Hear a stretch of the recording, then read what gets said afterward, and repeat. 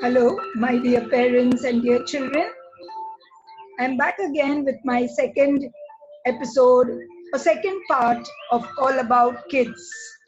My name is Mrs. Lucy Flavia D'Souza.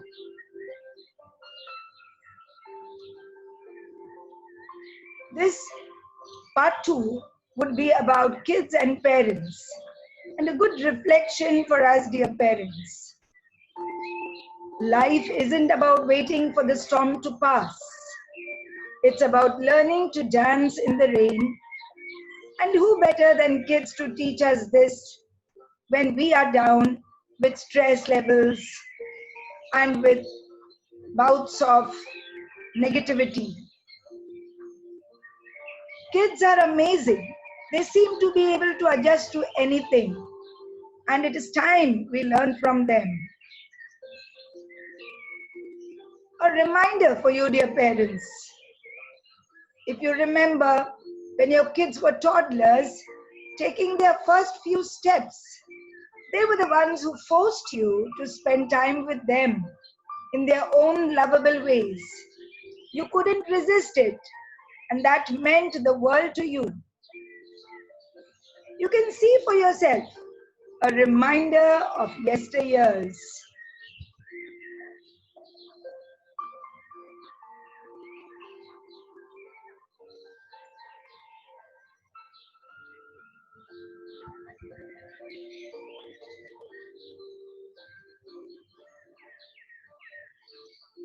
No gadgets, no social media, especially no mobiles. Just pure love.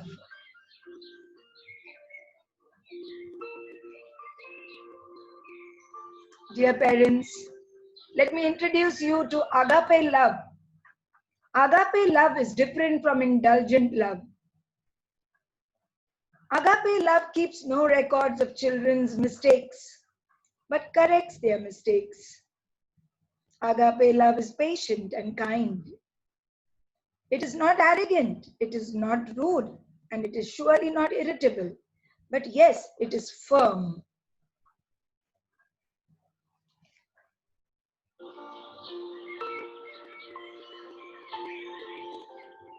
Permissive parenting. You would agree. Permissive parenting is a wrong format. Parents are responsive but not demanding, usually very nurturing and loving. They tend to give completely without consequences to their children. And the response is insecurity in children from a lack of set boundaries, poor academic success, from lack of motivation and self-centeredness. So we agree, isn't it? Permissive parenting is a wrong format. Meanwhile, dear parents, check on yourself as your life gets busier over their growing years. What you do impacts your kids mentally and emotionally. And it needn't be negative always, dear parents. But yes, it does when tides are high.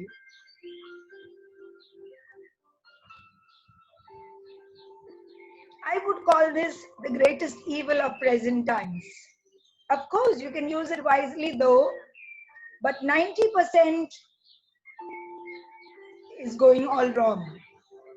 Smartphones prevent parents from cultivating feelings of connection with their children. And children learn from you, dear parents, when they see you not communicating with them, and as they grow, it's likewise. Time to think and understand. This is Bomrin's parenting styles. I'm sure many of you know about it. But still, to get into a reflection mode for a few seconds, there are demanding parents, supportive parents, then there are unsupportive and undemanding parents, unknowingly most of the time, but yes, there are There are authoritative parents, there are authoritarian parenting, there is permissive parenting, and rejecting, neglecting parenting as well.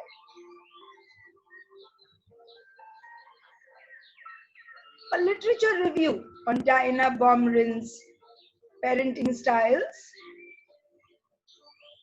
The conclusion is that authoritative parenting style offered the best child rearing results.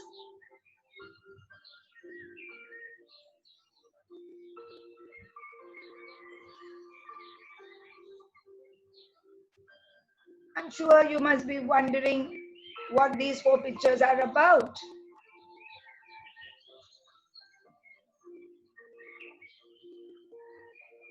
Children nowadays don't want to listen to their parents in their growing years. What could have been? What could have probably gone wrong?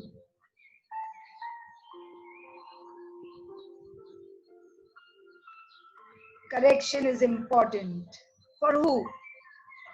For the overprotective parent. They tend to come in the way of a child's learning process.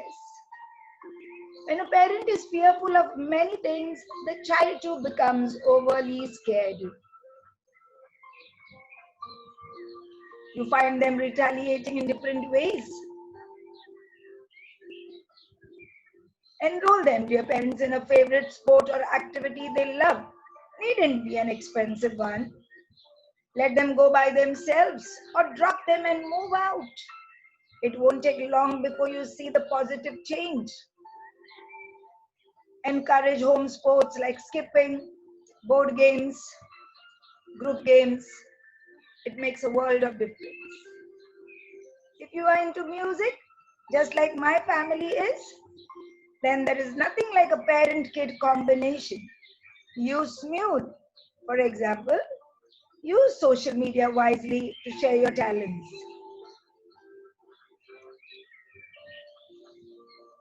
Now, for some serious affair. Adolescence is a period of rapid biological and psychosocial changes, which have a salient impact on parent-child relationships. Parents and adolescents have to reorganize responsibilities and move towards a more egalitarian relationship. Although conflicts between parents and children become more frequent and more intense during adolescence, these conflicts are also thought to be a means to negotiate relational changes. Dear parents, I introduce you to the reverse policy method. Take a leap of faith in the knowledge of technology at which your kids are so good at. Ask them, learn from them, let them know you are genuinely interested in their ball game. Now, once you have won them over, the reverse policy method has to be applied. Have a look at this picture. It's before and after the reverse policy method. It speaks for itself. The reverse policy method, dear parents, is a miracle method. You can get them to do anything and everything, silently, subtly, and with rejoicing in your heart and that of your kids. And finally, my dear parents, let us remember, children are the living message we send to a time we will not see. I repeat, children are the living message we send to a time we will not see. Thank you. And I hope you will keep understanding more and more. God bless.